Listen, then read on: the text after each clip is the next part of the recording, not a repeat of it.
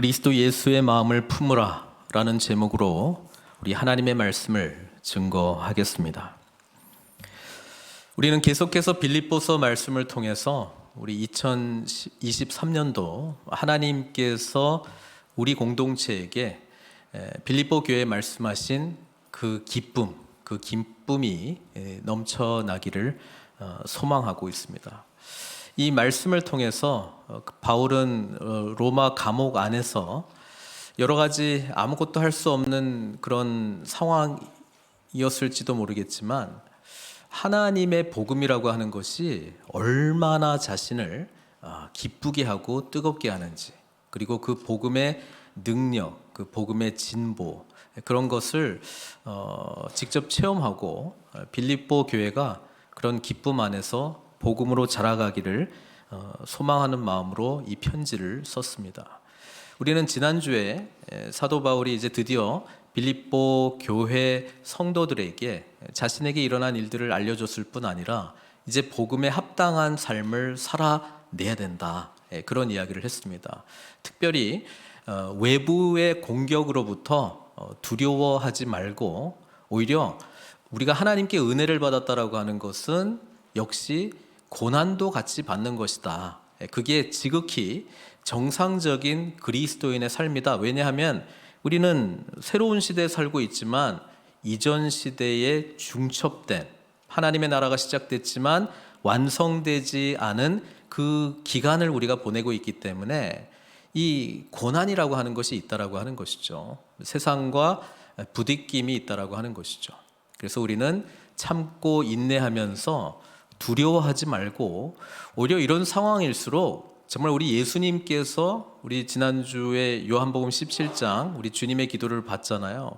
아버지와 성령 그리고 예수님께서 우리가 하나인 것 같이 저들도 하나 되게 해주십시오. 그러니까 오히려 이런 상황을 통해서 예수님 안에서 하나 되는 것이 어떤 것인지를 경험해야 된다. 그래서 한 마음, 성령 안에서 하나가 되어야 된다라고 하는 이야기를 했습니다. 자, 2장 1절부터 11절까지는 그 이어지는 이야기이긴 한데 이제는 교회 공동체 자체를 바라보면서 권면의 말씀을 해주고 있습니다. 우리 1절부터 4절까지가 한 문장이거든요. 한 문장인데 이 헬라어가 그렇습니다. 이제 번역을 해놓으면 이 우리 한글로는 이렇게 좀 그 원어로 이렇게 원래 하고 싶었던 그 의미가 좀 많이 이렇게 좀 변형이 될 때가 있어요. 오늘 말씀이 좀 그래요. 그래서 알아듣기는 알아듣겠는데 어느 부분이 특별히 강조되고 있는지가 분명하지는 않은데 제가 그거를 좀 오늘 말씀을 통해서 좀 정리를 하려고 합니다. 왜냐하면 바울은 이런 이야기를 하고 싶은 거예요. 2장 1절부터 4절까지 제일 중요한 내용은 뭐냐면 나의 기쁨을 충만하게 하라는 것입니다. 이게 원어에는 2절에 나오거든요. 근데 우리 한글 번역하다 보니까 이게 어디 나옵니까? 4절에 나오거든요. 그 사도 바울은 나의 기쁨을 충만하게 하라고 이야기했습니다. 이 빌립보서가 별명이 이제 기쁨의 편지인데 1장에 보면은 사도 바울이 그 로마 감옥에 갇혀 있으면서 빌립보 교회를 생각할 때, 야, 내가 너희들을 생각할 때마다 그냥 기쁨이 넘친다, 그런 이야기를 했잖아요. 그리고 그리스도의 심장으로 너희를 내가 얼마나 사모하는지 이 하나님이 안다, 예수님이 안다, 그렇게 하면서 이제 뜨거운 기도를 했잖아요. 그래서 성도를 생각할 때 넘치는 이 기쁨에 대한 이야기를 했는데 2장 이 첫 번째 부분에서는 뭐라고 이야기했냐면은 나의 기쁨을 충만하게 하라. 교회 공동체가 사도 바울의 기쁨을 충만하게 할 수 있는 것처럼 지금 이야기를 하고 있어요. 그런데 그렇게 해야 되는 게 교회 공동체의 역할이라고 하는 것이죠. 여러분, 우리가 교회를 생각할 때마다 기쁨이 넘쳐나기를 축원합니다. 우리가 서로를 생각할 때마다 우리의 기쁨이 충만해지기를 축복합니다. 근데 이 충만이라는 단어가 가득 찬다라고 하는 의미도 있지만 영어 성경에는 complete, make my joy complete 이렇게 말했거든요. 그러니까 완전하다라고 하는 거예요. 생각해 보면 우리가 살아가는 이유 중에 하나는 뭐냐면 어떤 일이 누군가가 나에게 기쁨이 되기 때문이다라는 생각 해보지 않았습니까? 여러분, 우리가 아침에 일어날 때 어떤 일을 할 때에 우리를 움직이게 하는 동기가 있다면 그것이 나에게 기쁨이 되기 때문입니다. 그런데 사도 바울은 지금 감옥에 갇혀 있으면서 너희들이 나의 기쁨이긴 한데 너희들이 나의 기쁨을 완전하게 해주기를 바란다, 이런 이야기를 해요. 사랑하는 성도 여러분, 하나님께서 우리에게 주신 기쁨이 있어요. 근데 우리는 예수 그리스도를 만나서 예수님 안에서 주시는 이 기쁨의 의미를 발견해야 될 뿐 아니라 이 기쁨이 충만할 때, 완전할 때 저 여러분들은 풍성한 삶을 살 수 있는 것입니다. 이게 제 이야기가 아니고 지난주에도 우리가 예수님께서 십자가를 지시기 전에 요한복음 17장에 마지막 기도를 하시잖아요. 대제사장적 기도를 하시는데 하나 되게 해달라고 기도했거든요. 너희가 하나 되면 세상이 나를 보냈다라고 하는 것을 알게 될 거다. 예수님이 오신 이유를 이 교회 공동체가 하나만 되면은 알 수 있다는 거예요. 그런데 우리 그 요한복음 보면은 14장, 15장, 16장, 17장이 전부 예수님께서 하신 말씀들이 많기 때문에 좋은 성경은 빨간색으로 돼 있어요. 예수님이 하신 말씀들이. 그렇죠? 근데 거기 보면은 우리 주님께서 16장, 17장, 그리고 15장, 15, 16, 17장에 공통적으로 하시는 말씀이 있는데 오늘 본문과도 굉장히 연결이 돼 있습니다. 뭐라고 말씀하시냐면은 기쁨이 충만해질 것에 대한 말씀을 하세요. 그래서 그거를 한번 보려고 합니다. 일단 요한복음 15장. 요한복음 15장은 포도나무와 가지의 비유를 말씀하시거든요. 그래서 십자가를 이제 조금 있으면 지실 것인데 고난을 받으시고 이제 죽으실 것인데 제자들에게 너희들하고 나와의 관계는 포도나무하고 가지야. 그 이야기를 이제 설명을 하다가 15장 9절부터 11절까지 제가 읽을게요. 뭐라고 말씀하셨냐면 아버지께서 나를 사랑하신 것 같이 나도 너희를 사랑하였으니 나의 사랑 안에 거하라. Remain in my love. 이렇게 말씀하셨고 내가 아버지의 계명을 지켜 그의 사랑 안에 거하는 것 같이 너희도 내 계명을 지키면 내 사랑 안에 거하리라. 그러니까 요한복음의 굉장히 독특한 말씀인데 순종 이꼴 사랑이라고 이야기를 하고 있습니다. 그런데 이 사랑은 그리스도께서 우리에게 베푸신 그 십자가에서의 죽으심과 부활하신 이 총체적인 복음의 은혜를 알지 못하면 사실 잘 이해를 못해요. 마치 내가 뭐 율법적으로 뭘 지키면 그게 이제 사랑인 것처럼 이렇게 좀 오해를 할 수 있는데 그런 의미가 아니고 사랑으로 말미암아 하나님께 순종하는 그 계명을 지키는 그런 의미를 말하고 있거든요. 그러니까 이거를 할 수 있기 위해서 내 사랑 안에 거하라 이렇게 말씀하시다가 11절에 뭐라고요? 이건 같이 읽겠습니다. 내가 이것을 너희에게 이름은 내 기쁨이 너희 안에 있어 너희 기쁨을 충만하게 하려 함이라 이렇게 이야기합니다. 그러니까 이렇게 보면은 예수님이 우리에게 오신 목적 중에 하나가 뭐냐면 우리의 기쁨이 어떻게 해요? 완전해지기 위해서. 우리의 기쁨이 완전해지기 위해서 주님께서 오셨다라고 하는 것입니다. 복음이 뭐예요? 기쁜 소식이잖아요. 근데 이 기쁜 소식이 우리가 하도 많이 듣다 보니까 들어도 이렇게 기뻐하는 반응이 별로 없어요. 그렇죠? 복음이 기쁨의 반응으로 나타날 때 복음은 저와 여러분들에게 살아있는 복음으로 역사하는 줄 믿습니다. 그래서 복음은요, simple but profound. 단순한데 심오해요. 단순하다는 거는 계속 듣다 보면 무슨 이야기인지는 내가 앵무새처럼 다시 이야기할 수 있어요. 그런데 심오함의 경지에 우리가 이르는 거예요. 무슨 신앙이 막 경지가 있다 이 표현 좋지는 않은데 우리가 예수님의 이 놀라운 복음의 풍성함을 안다라고 하는 것은 복음의 심오함을 경험하는 것입니다. 근데 이 심오함을 경험하면 경험할수록 우리에게 정말 기쁜 소식이구나, 정말 복된 소식이구나, 이 기쁨으로 우리가 반응한다라고 하는 것이죠. 그래서 가끔 물어봐요. 복음이 나에게 정말 기쁨을 주느냐? 그리고 예수님께서 이거 하기 위해서 내 기쁨이 너희 안에 있어 너희 기쁨을 충만하게 하려 함이라 라고 하는 이 말씀처럼 주님께서 오시고 우리를 위하여 죽으시고 부활하시고 승천하시고 다시 오시는 이 놀라운 총체적인 복음의 내용이 나에게 정말 기쁨이 되는지 안 되는지 그거를 점검하셔야 되고, 이 부분이 심오해지기 시작할 때 우리는 기쁨의 반응으로 하나님께 나아갈 수 있는 것입니다. 생각해 보면은요, 우리는 기뻐하는 것 때문에 아침에 눈을 뜨고 움직여요. 그리고 이것이 우리에게 정말 의미 있는 삶이다, 정말 복된 삶이라고 이야기를 해요. 나에게 기쁨이 되는 사람과 만나고 싶은 거예요. 나에게 기쁨이 되는 사람 위에서 내가 시간이 오래 걸리든 뭐 거리가 멀든 상관없어요. 갑니다. 달려갑니다. 하고 싶어요. 그게 주님께서 저와 여러분들에게 주신 복음의 풍성함이라고 하는 의미로 연결해서 이해를 하시면 좋고요. 그거를 아는 심오한 만큼이나 우리의 삶에 조금 이따 나옵니다.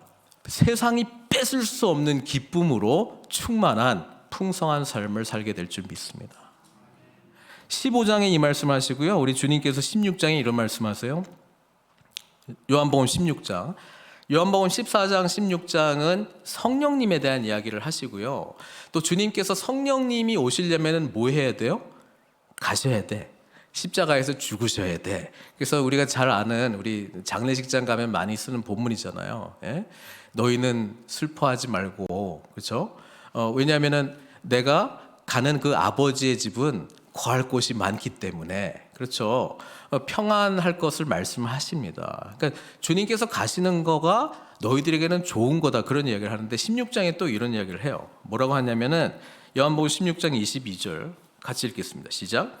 지금은 너희가 근심하나 내가 다시 너희를 보리니 너희 마음이 기쁠 것이요 너희 기쁨을 빼앗을 자가 없으리라, 이렇게 이야기를 해요.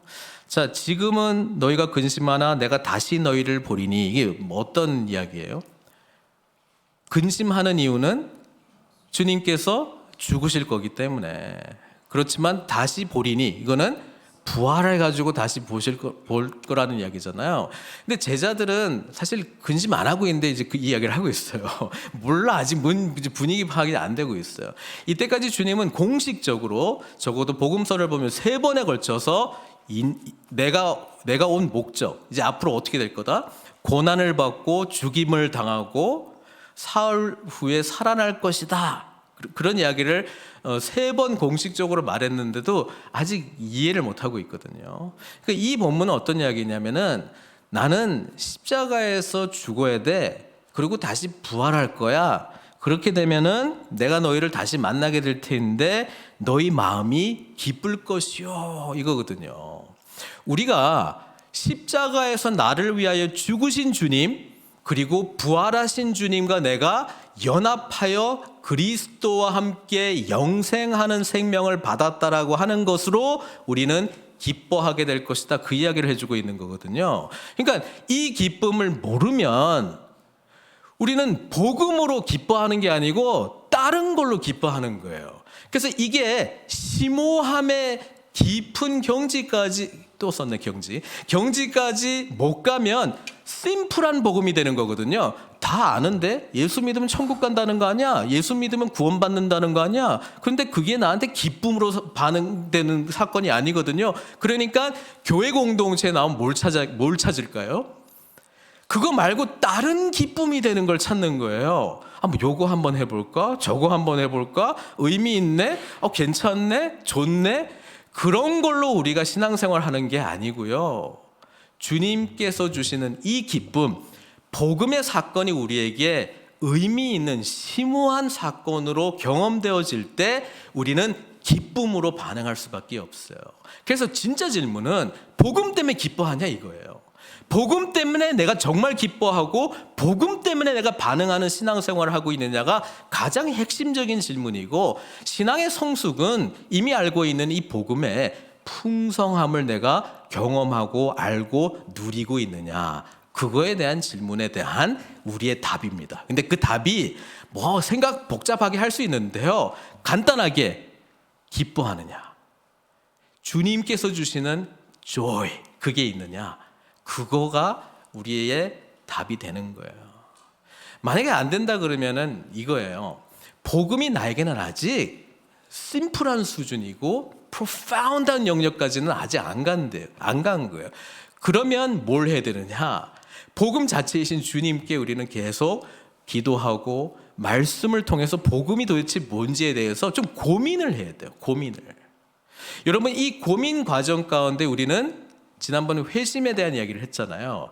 어둠에서 빛으로 죄가 있는 자가 얼마나 절망적인가에 대한 깊은 깨달음, 그리고 이것으로부터 벗어날 수 있는 길은 없는데 예수님이 이것을 대신 담당해 주셨구나, 그리고 나를 살려주셨구나, 살려주신 것뿐 아니라 나를 자녀 삼아 주셨구나, 자녀 삼아 주신 것뿐 아니라 나와 늘 동행해 주신다고 약속해 주셨구나, 나를 왕 같은 제사장으로 삼아 주셨구나, 하늘에 함께 앉힌 자가 되어서 하나님 나라의 영광을 위해서 살아가는 영적 존재로 나를 삼아 주셨구나, 나는 이제 주님의 나라가 완성될 때 주님과 함께 영원토록 그분께서 창조하신 새하늘과 새 땅에서 주님을 영광을 바라보면서 복된 삶을 살게 되는구나, 이거에 대한 이제 깊은 깨달음이거든요. 그러니까 이 깨달음도 늘 심오해야 돼. 그러니까 우리가 교회 와서 하나님 찬양합니다, 주님을 사랑합니다, 그러니까 이게 심플 고백이 있고 심오함의 경지에 따라서 우리는 똑같은 고백을 하는데 하나님의 보좌 앞에서 하느냐, 그냥 옆에서 약간 구경거리는 사람들 하니까 나도 해야지 뭐 이런 수준으로 하느냐, 천지 차이가 나는 거예요. 근데 주님은 이 기쁨을 주시겠다는 거예요. 저는 우리 성도님들과 함께 이 기쁨을 누리기를 원해요. 근데 이거는 내가 줄 수 있는 거는 아닌데, 오늘 사도 바울 보니까 나의 기쁨을 충만하게 하라 이렇게 말하는 거 보고 저도 우리 서로가 우리의 기쁨을 충만하게 합시다 라고 하는 고백을 서로에게 던져야 될 것 같아요. 그러면서 우리 안에 진짜 예수님 믿는지, 복음이라고 하는 것이 나한테 진짜 어떤 의미인지를 정말 심오함의 깊은 경지까지 나갈 수 있도록 우리가 고민해야 될 것 같아요. 그게 우리가 모이는 이유입니다. 그래서 1절부터 4절까지의 핵심 메시지는요, 나의 기쁨을 충만하게 하라. 근데 충만하게 하기 위해서 1절에 사도 바울은 어떤 전제를 이야기해요. 너희가 이런 존재가 되었으니, 예수님 안에서 이런 자가 되었으니, 예수님 안에서 이런 유익들을 받았으니, 예수님 안에서 이런 축복을 받았으니, 이런 은혜를 누리게 되었으니 나의 기쁨을 충만하게 하라는 거예요. 그게 아무나 사도 바울의 기쁨을 충만하게 완성하게 할 수 없고요, 오직 예수 안에 있는 자만 그렇게 할 수 있다는 거예요. 예수님이 요한복음 아까 하다가 잠깐 이렇게 딴 이야기를 한 건 아니지만 요한복음 17장 볼게요. 이 17장 예수님의 기도잖아요. 이 대제사장전 기도인데 지난주에는 우리가 그 하나 되게 해주십시오. 아버지와 아버지 안에 내가 아버지 안에 우리가 하나 된 것처럼 저들도 하나 되게 해주십시오, 이런 기도를 했는데 요한복음 17장 13절은 이런 말씀을 해요. 이것도 같이 읽겠습니다. 시작. 지금 내가 아버지께로 가오니 내가 세상에서 이 말을 하옵는 것은 그들로 내 기쁨을 그들 안에 충만히 가지게 하려 함이니이다. 그러니까 주님께서 오신 목적, 우리의 기쁨이 완전해지기 위한 목적인데, 기도하는 이 순간에도 아버지께로 간다라고 하는 게 지금 어떤 의미예요? 십자가에서 죽으시고 부활하시는 것을 의미하고 있거든요. 그렇죠? 그리고 승천하시는 거잖아요. 그러니까 1차적으로는 십자가에서의 죽음, 조금 더 넓게 보면 이제 아버지께로 가는 그 승천하는 그것까지 좀 다 포함하는 이야기인데, 그렇게 돼야지만 우리 안에 기쁨이 충만해진다는 거예요. 그래서 저는 교회 공동체는 기쁨으로 충만해져야 된다고 저는 믿습니다. 우리가 공동체로 모일 때 기쁨으로 충만해질 수밖에 없도록 우리는 모이게 되어 있습니다. 고난이 있어요. 어려움이 있어요. 힘들어요. 그런데 모이면 예수님 때문에 다시 일어설 수 있는 게 저와 여러분들이라고 하는 것이죠. 왜냐하면 1절 때문에 그렇게 이야기해요. 사도 바울이 다시 상기시켜줘요. 너희가 이런 전제를 가지고 있기 때문에, 이런 것을 예수님 안에서 이미 받았기 때문에. 그게 뭐냐, 무슨 권면이나, 우리는요 하나님으로부터 이 권면, 또 이 encouragement로 번역을 할 수 있어요. 우리는 하나님께서 우리를 낙심할 때 일으켜 주세요. 말씀해 주십니다. 소망을 주십니다. 우리가 누군지를 깨닫게 해주고 하나님이 누구신지를 깨닫게 해줍니다. 지금 세상이 하나님 나라가 이미 도래했고 하나님 나라가 완성될 것이라는 것을 알게 해주십니다. 우리가 무엇을 위해서 살아가게 해주신다라고 하는 것이죠. 이게 권면이에요. 우리로 하여금 복음의 기쁨을 누리도록 권면해 주는 겁니다. encourage 해주는 겁니다. 그리고요, 사랑의 위로입니다. 하나님의 사랑으로 우리가 위로받지 않았습니까? 하나님의 은혜 때문에 우리가 위로받지 않았습니까? 그래서 우리는 함께 모일 때에 이 위로라고 하는 것도 이 여러 종류가 있겠죠. 지금 현실적으로 고민하고 있는 것들이 풀어질 때 내가 위로받을 수도 있고요. 힘들 때 가까운 사람들이 나에게 던지는 말이나 어떤 행동 때문에 내가 위로받을 수 있어요. 근데 이사야 선지자는요, 이렇게 정말 하나님의 엄청난 구원의 메시지를 담고 이렇게 선포했거든요. 위로하라, 위로하라, 내 백성을 위로하라. 이게 이사야 40장부터 시작된단 말이에요. 근데 그 위로의 내용은 예수님을 말하는 거거든요. 예수님이 오셔서 절대적인 위로를 주십니다. 왜? 깨진 세상에 문제 하나 해결된다고 깨진 세상이 온전한 세상이 되는 건 아니거든요. 그냥 일시적으로 해결받았는데 여전히 깨진 세상 속에 살고 있는 거거든요. 또 다른 위로가 필요한 일들이 나오겠죠. 그런데 주님께서 오셔서 새로운 시대를 여셨어요. 하나님의 나라가 시작이 되었어요. 완전히 다른 피조물로 우리가 창조되었어요. 우리는 하나님의 뜻대로 살아갈 수 있는 능력을 성령님 안에서 부여받았어요. 하나님의 거룩하심이 우리에게 임했어요. 그리고 우리의 죄는 예수 그리스도의 보혈로 씻김 받았어요. 그리고 우리 존재 자체가, 신분 자체가 바뀌었다라고 하는 것이죠. 그러니까 우리는 소망이 있어요. 진짜 위로는 예수님께서 주시는 위로입니다. 이 위로는 복음 안에서 경험하는 것입니다. 그래서 우리는 힘들고 어려울 때 복음을 다시 기억하고 이미 복음 안에 내가 누구인지를 재선포하고 다시 믿음으로 우리는 위로를 받은 자로 일어나는 것이죠. 그럴 때 하나님의 이 끈질긴 사랑을 우리는 경험하지 않습니까? 나 같은 자, 다시 넘어져도 하나님께서 일으켜 주시고 세워주시고 하는 그 은혜를 경험한다라고 하는 것이죠. 이게 예수 안에 있는 자가 이미 누리는 축복이고 현재도 누리는 축복이고 앞으로도 계속 누릴 축복의 내용 아니겠습니까? 그리고 성령의 무슨 교제, 성령님과 깊이 소통하는 은혜를 우리가 경험을 해요. 성령님의 인도하심을 받는 삶이 무엇인지를 알게 됩니다. 근데 우리 성령님이 뭐예요? 위로의 성령님이시잖아요. 그렇죠? 성령님께서는 하나님의 말씀, 진리로 우리를 인도해 주지 않습니까? 예수 그리스도를 닮을 수 있도록 성령님의 열매를 맺게 해 주시지 않습니까? 하나님의 일들을 감당할 수 있도록 성령님의 은사를 주시지 않습니까? 내 능력이 아니라 하나님의 능력으로 가능케 사역할 수 있도록 성령님의 능력을 우리에게 끊임없이 공급해 주시지 않습니까? 그러니까 성령님과 깊이 교제하다 보면 그리스도의 영이니까 주님을 닮아갈 수밖에 없어요. 그리고 긍휼이나 자비가 있거든. 여전히 깨진 세상에서 하나님의 나라는 시작됐지만 아직 완성되지 않았기 때문에 우리 세상에 부대낌이 있고 우리의 연약함이 계속 드러나잖아요. 그때마다 필요한 게 뭡니까? 하나님의 긍휼입니다. 나를 불쌍히 여겨주십시오.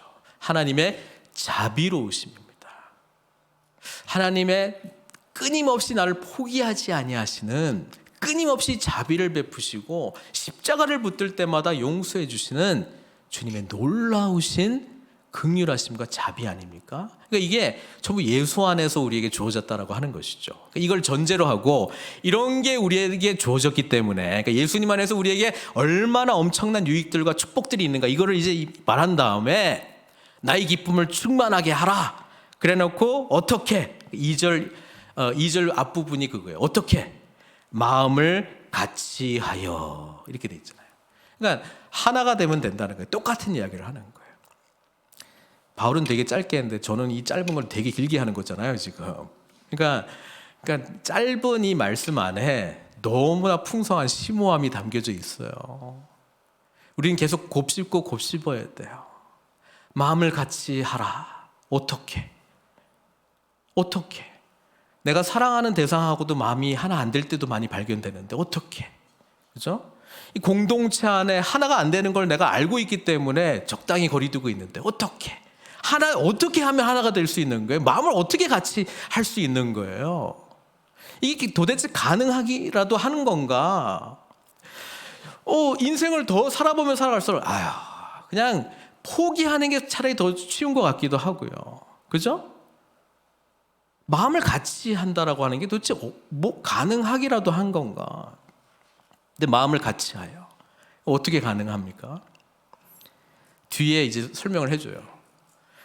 같은 사랑을 가지고, 이게 키예요. 같은 사랑을 가지고 마음을 같이 하려면은요, 같은 사랑을 가져야 돼요. 이 사랑은 어떤 사랑일까요? 하나님의 사랑이겠죠. 하나님의 사랑은 죄인된 우리를 구원해 주시고 자녀 삼아 주신 사랑 아니겠어요? 요한복음 3장 16절의 그 사랑 아니겠어요? 에베소서 2장 1절부터 10절까지 나오는 그 복음의 총체적인 사랑 아니겠어요? 그 사랑, 그 같은 사랑을 가져야 돼. 근데 이게 조금 생각해 보면 이거예요. 사람들이 모였다고 같은 사랑을 경험한 건 아니거든요. 예배당에 같이 나왔다고 같은 사랑을 경험한 건 아니거든요. 이게 무슨 말이냐? 마태복음 16장 16절에 보면은 예수님께서 제자들에게 물어보잖아요. 너희는 나를 누구라고 하느냐? 그때 이제 베드로가 하여튼 정답을 이야기했어. 뭐라고 이야기했어요? 주는 그리스도시요 살아계신 하나님의 아들이십니다. 그러니까 예수님이 너무 잘했다. 그렇죠? 그러면서 칭찬을 하시고 엄청난 선언을 하셨어요. 내가 이 반석 위에 내 교회를 세우리니. 교회는 누가 세워요? 예수님이 세워요. 근데 어디 위에? 반석 위에. 이 반석은 뭐예요? 베드로의 신앙 고백이에요. 주는 그리스도, 주는 왕이십니다라고 고백한 사람, 그리고 하나님의 아들이시다라고 정말로 고백한 사람, 그 신앙 고백 위에 교회가 세워지는 것입니다. 주님의 교회가요. 왜요? 주님께서 왕이시니까.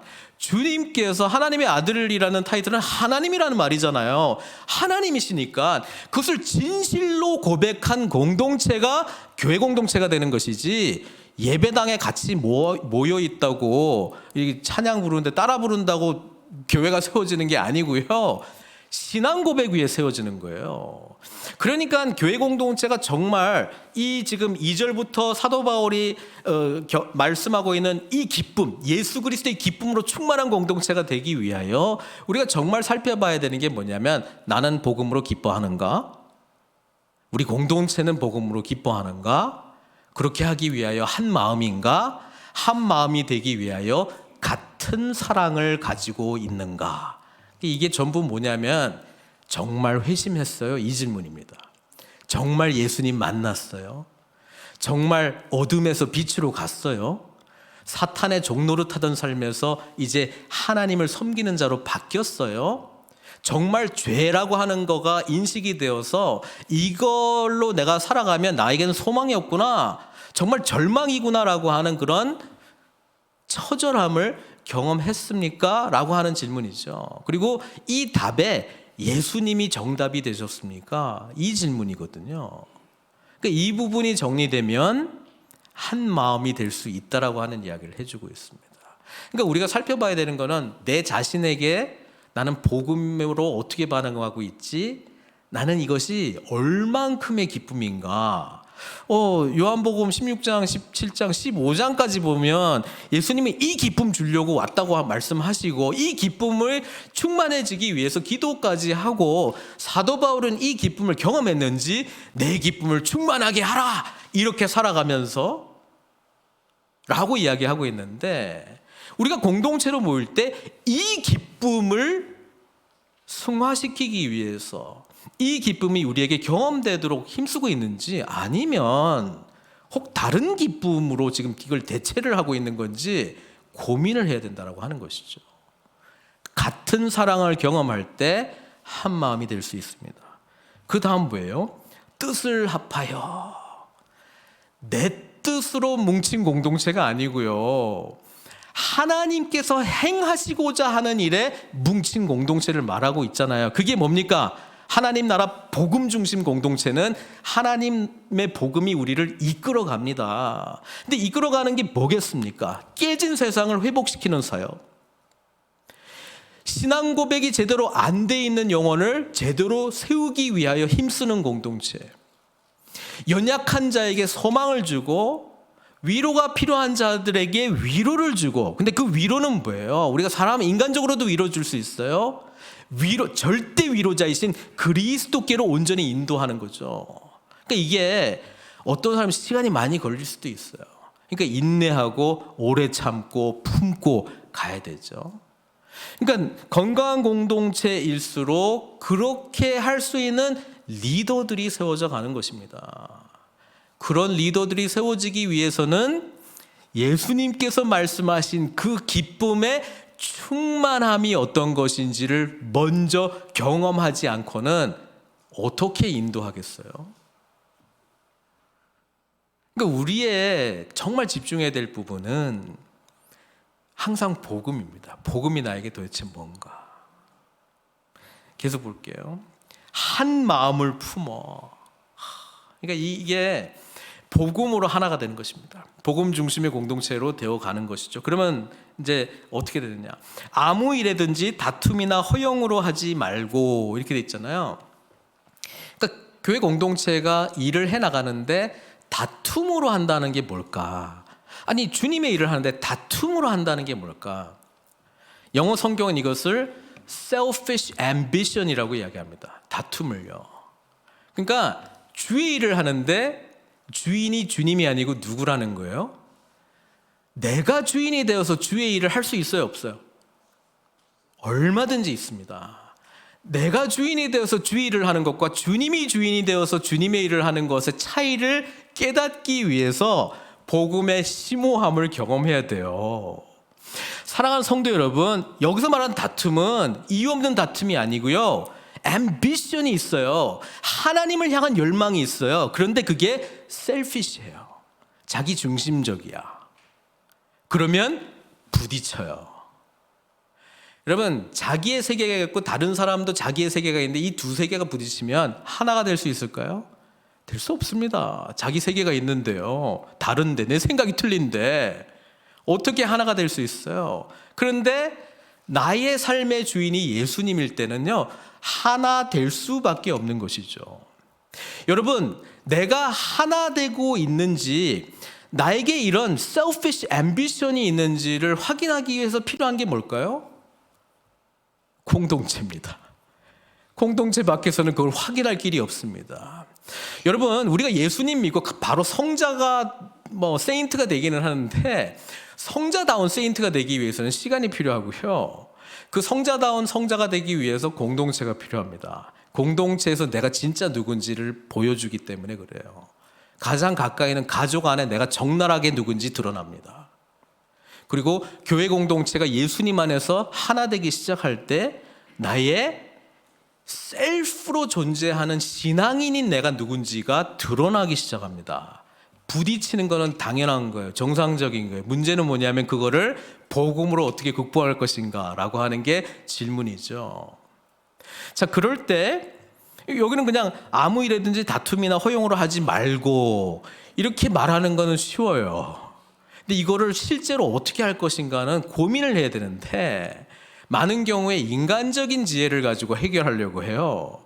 그것도 일시적인 해결은 있어요. 그런데 본질이 안 바뀌면 그거는 일시적으로 해결을 했을 뿐이지 다른 건수로 또 부딪힐 거예요. 사랑하는 성도 여러분, 우리가 한 마음으로 예수 그리스도의 사랑을 입은 자로서 주인을 예수 그리스도를 모시고 살아가게 되면 우리 안에 내가 미처 깨닫지 못하는 나의 연약한 부분들이 드러날 수밖에 없어요. 그게 살아있는 공동체입니다. 그 다음에 어떻게 하는가가 더 중요하죠. 성숙이냐 정체냐 아니면은 피하는 거죠.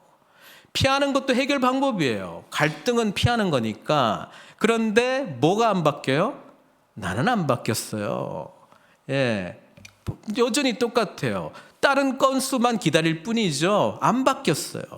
내가 바뀌어야 되는데 내가 바뀌기 위해서 나의 삶의 진정한 주인인 주님께서 나의 삶을 인도하는 복음의 삶을 살아가야 되는 거예요.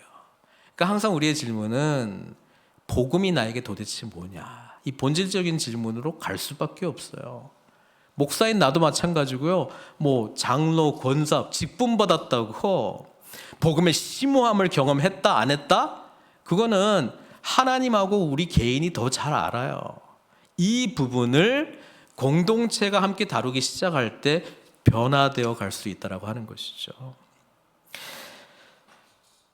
겸손한 마음으로 각각 자기보다 남을 낮게 여기고, 그러니까 신앙이 깊어진다라고 하는 것은 예수님을 주인으로 모시고 살아가는 삶이기 때문에 그것은 본질적으로 타인 중심적인 삶을 살게 됩니다. 타인 중심, 다른 사람의 유익을 위해서 살아가는 삶이죠. 근데 이게 결론은 그 부분인데 여기까지 도달하기 위하여 끊임없는 자기 부인이라고 하는 self denial이라고 하는 그것과 우리는 씨름할 수밖에 없어요. self denial, 자기 부인의 영역만큼 성령 충만의 영역이 나오는 거거든요. 그렇죠? 그러니까 그렇게 하기 위해서 그래서 공동체가 정말 소중합니다. 연약함이 드러날 때마다 좀 아프기는 하고 또 때는 막 창피하기도 한데 감사하셔야 돼요. 그걸 깨달았다라고 하는 거에 대해서. 그리고 건강한 공동체는 품고 같이 가는 거예요. 왜냐하면은 나에게도 상황이 안 좋아졌을 뿐이지 얼마든지 그게 튀어나올 수 있는 거거든요. 그러니까 우리는 날마다 십자가의 복음으로 다시 주님과 동행하고 부활하신 주님과 연합하면서 승천하셨으니까 성령님 보내주신 그 복음의 인도하심 속에서 살아가야 돼요. 그래서 4절에 보면은 각각 자기 일을 돌볼 뿐더러 또한 각각 다른 사람들의 일을 돌보아. 그러니까 우리 한글 번역은 당신 일도 잘 챙기고 그리고 다른 사람들의 일도 좀 챙겨라. 약간 이런 내용인데 좀 원어적인 의미는 자기의 유익을 구하지 말고 다른 사람의 유익을 구하라라는 게 훨씬 더 명료하게 나와 있습니다. 다른 사람의 유익을 구하는 삶을 살아라. 어떻게? 왜?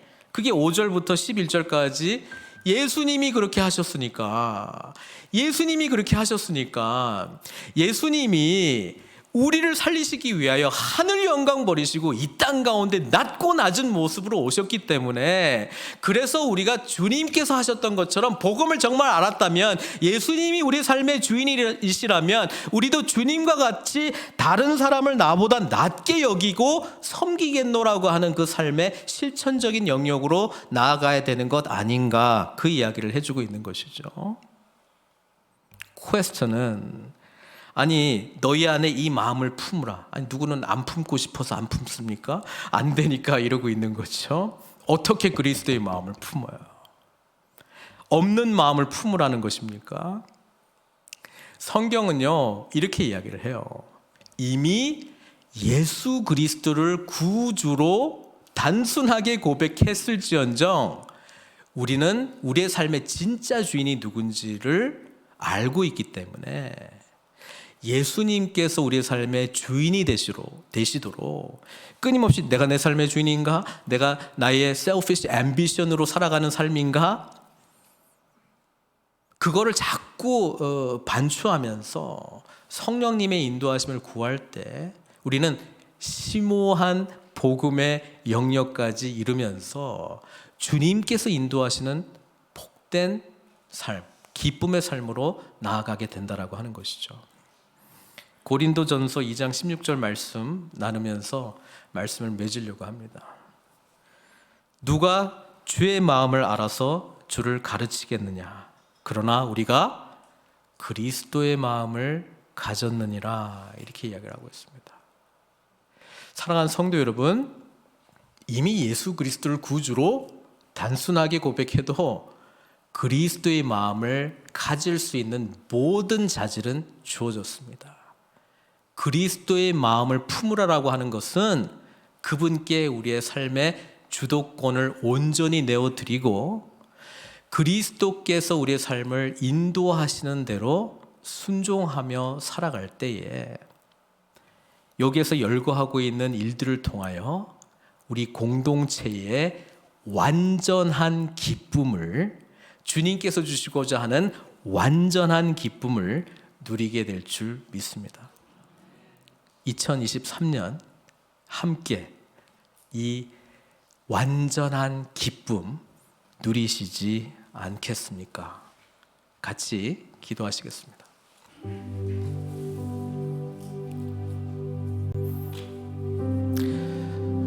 우리 주님은요, 우리에게 이 완전한 기쁨, 세상이 뺏을 수 없는 기쁨을 주시기 위해서 오셨어요. 다른 어떤 것도 이 기쁨을 대체할 수 없다고 성경은 말씀하고 있습니다. 사랑하는 성도 여러분, 함께 이 기쁨을 경험하기를 바랍니다.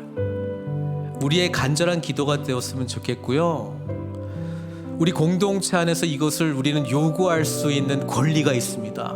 나의 기쁨을 충만하게 하라. 근데 그 말은 예수님 안에서 찾은 복음으로 함께 하나 됩시다라고 하는 고백이거든요. 그렇게 하기 위해서 나는 당신을 섬기겠습니다. 연약합니까? 말씀해 주십시오. 같이 깨어 기도하겠습니다. 또 반대로 나도 그 기쁨 누리고 싶습니다. 찾아온 사람들, 하나님 도와주십시오. 알고 싶습니다. 이 질문 가지고 나도 행복한 삶 살고 싶어요 라고 고백한 사람들에게 그 기쁨 여기 있어요.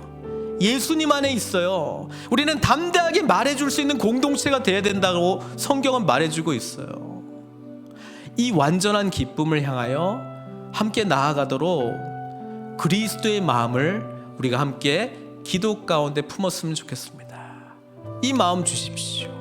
이미 주신 마음, 심오함의 깊은 은혜를 경험할 수 있도록 축복해 주십시오. 이미 알고 있는 복음, 그 복음이 나에게 기쁨이 되게 해 주십시오. 같이 기도하시고 우리 함께 서로를 축복하며 기도하면서 이 완전한 기쁨, 주님이 주시는 기쁨, 이 뺏을 수 없는 기쁨 함께 누리시는 저와 여러분들 되시기를 바랍니다. 함께 기도하시겠습니다.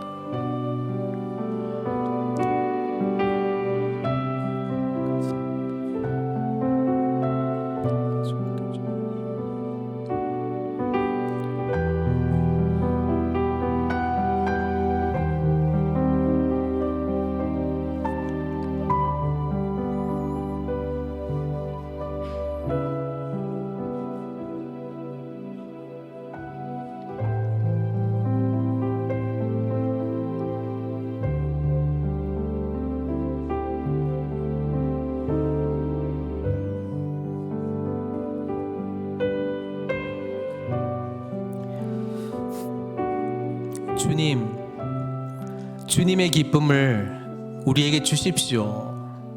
주님의 기쁨을 충만하게 누리게 해 주십시오. 복음이 우리에게 기쁨이 되게 해주십시오. 복음 자체이신 주님이 나에게 기쁨이 되게 해주십시오. 그래서 이 기쁨을 함께 완전함으로 누리는 저희 공동체 될 수 있도록 축복해 주시옵소서. 그러기 위하여 복음 안에 우리가 과연 서 있는가 점검하게 해주시고, 연약한 자를 일으킬 수 있을 만한 지혜와 능력을 주시고, 섬길 때에 우리 주님의 마음을 더 깊이 알 수 있도록 주님 축복해 주셔서 우리 그리스도께서 우리를 섬기기 위하여 그 모든 영광 다 내려놓고 찾아오셨던 것처럼 우리도 은혜 입은 자로 그 기쁨을 함께 누리는 공동체로 서로 섬기는 자들로 우리를 일으켜 주십시오. 2023년 우리 늘푸른 선교 교회 안에 이전에 경험해 보지 못한 우리 주님께서 주시는 그 기쁨 충만하게 누리기를 소망합니다. 주여, 홀로 영광 받아 주시옵소서. 예수 그리스도의 이름으로 기도드리옵나이다.